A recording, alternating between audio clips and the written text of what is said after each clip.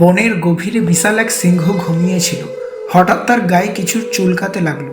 সে চোখ মেলে দেখল এক রঙিন পাখি তার গায়ে বসে পোকা খাচ্ছে। সিংহ গর্জন দিয়ে বলল, তুই কে? সাহস তো কম না, আমার গায়ে বসে আছিস। পাখি ভয় পায়নি, বরং মিষ্টি গলায় উত্তর দিল।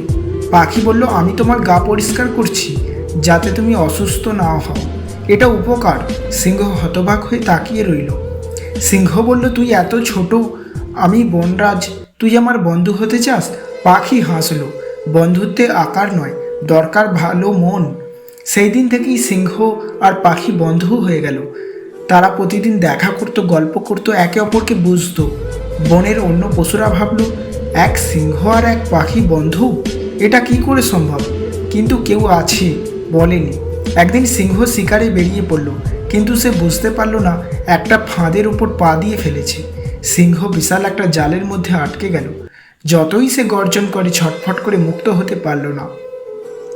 পাখি দূর থেকে শব্দ শুনে উড়ে এলো। সে দেখে তার প্রিয় বন্ধু ফাঁদে আটকে কষ্ট পাচ্ছে। পাখি ভয় পেলেও পালালো না। সে ভাবলো, আমার বন্ধুকে আমাকে বাঁচাতেই হবে। পাখি শিকারির ঘরের দিকে উড়ে গেল। সে জানতো ফাঁদটা তারই। শিকারি ঘুমাচ্ছিল। পাখি চুপি চুপি তার জামা টেনে ছিঁড়ে উড়িয়ে নিল। শিকারি দৌড়ে জামা ধরতে লাগলো।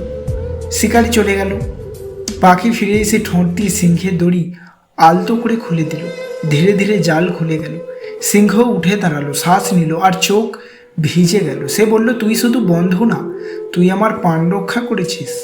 সেদিন থেকে বন জুড়ে শোনা যেতে লাগলো এক নতুন কথা, সত্যিকারের বন্ধুতে আকার নয়, দরকার সাহস, ভালোবাসা আর বিশ্বাস।